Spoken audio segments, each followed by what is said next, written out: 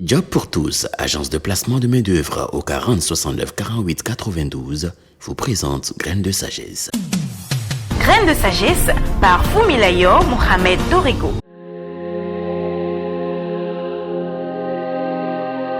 Le pouvoir de la solitude et de la réflexion personnelle. Nous entamons la 4e semaine de notre exploration sur l'art de se reconstruire, une phase cruciale de reconnexion à soi-même. Après avoir traversé les étapes de prise de conscience, de déconstruction constructive et de redéfinition de l'identité, il est temps de se recentrer pour l'essentiel. Construire le nouveau vous. Pour le faire, vous devez avoir les yeux sur vous-même, passer du temps avec vous-même pour replacer chaque dimension de votre être à la place qu'il faut. C'est ici que le pouvoir de la solitude et de la réflexion personnelle joue un rôle fondamental. C'est grâce à lui que tout le reste prendra place. Quel mental voulez-vous avoir et que faut-il pour le développer? Quel genre de relation vous est-il nécessaire? Comment vous aligner avec votre carrière? Comment recréer votre équilibre de vie? Comment renforcer vos finances et assurer votre avenir? Tout part de ce point. Choisir la solitude et la réflexion personnelle. La solitude est un levier puissant pour l'évolution personnelle et la reconstruction de soi quand elle est volontaire et choisie. Contrairement à la croyance populaire, la solitude n'est pas synonyme d'isolement ou de tristesse.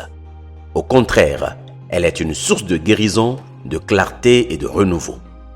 Lorsque vous vous accordez le temps d'être seul, sans distraction, vous vous donnez l'opportunité de vous écouter véritablement. La solitude est une période où le bruit du monde extérieur s'éteint, vous permettant de plonger dans votre propre monde intérieur. Elle offre un espace pour réfléchir sur vos aspirations, vos émotions et vos besoins sans l'influence constante des autres.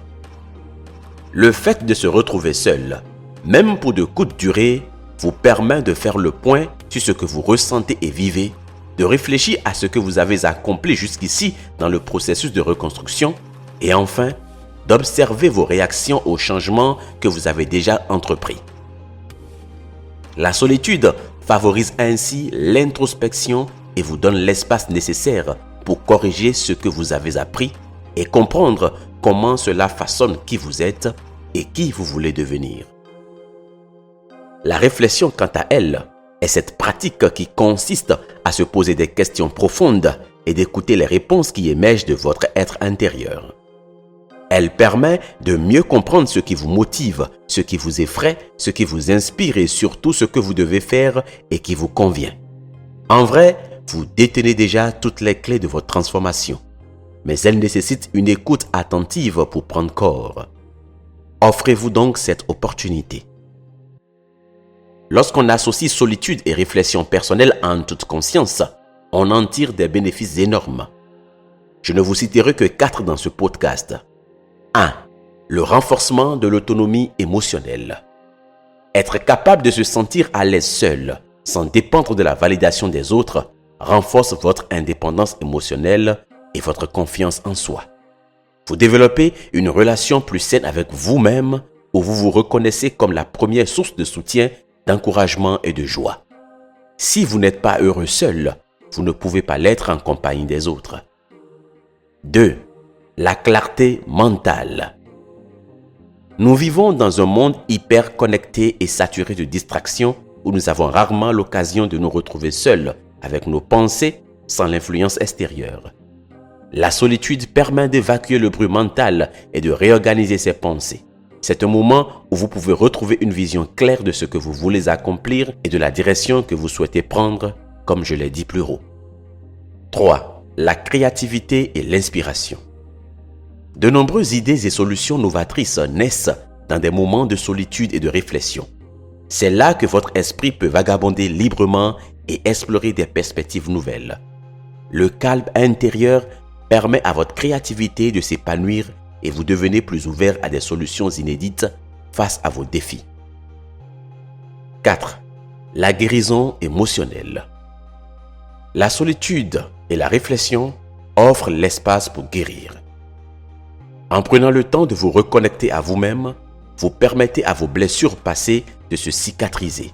Cela vous donne aussi l'occasion de traiter les émotions refoulées et d'avancer avec un esprit plus apaisé.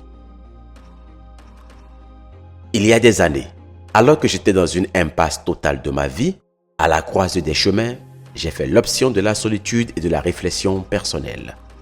Je n'ai pas hésité à sauter dans ce bus en destination d'Accra alors que je n'avais que 10 000 francs en poche. J'ai abandonné toute activité, famille, proches et amis pendant 6 mois pour m'offrir la chance de renaître.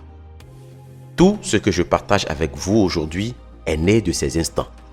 Le nouveau moi est né de cette introspection et ceux qui me suivent depuis longtemps peuvent l'attester.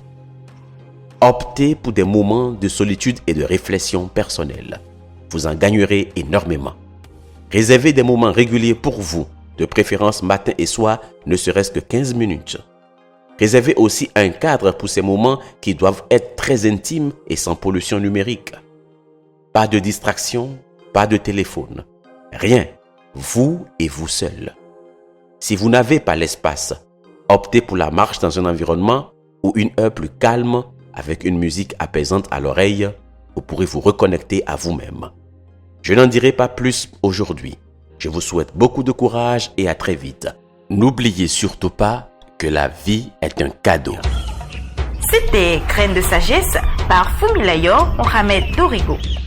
Pour tous vos apports, commentaires ou questions, veuillez nous contacter sur nos pages YouTube, Facebook et Twitter.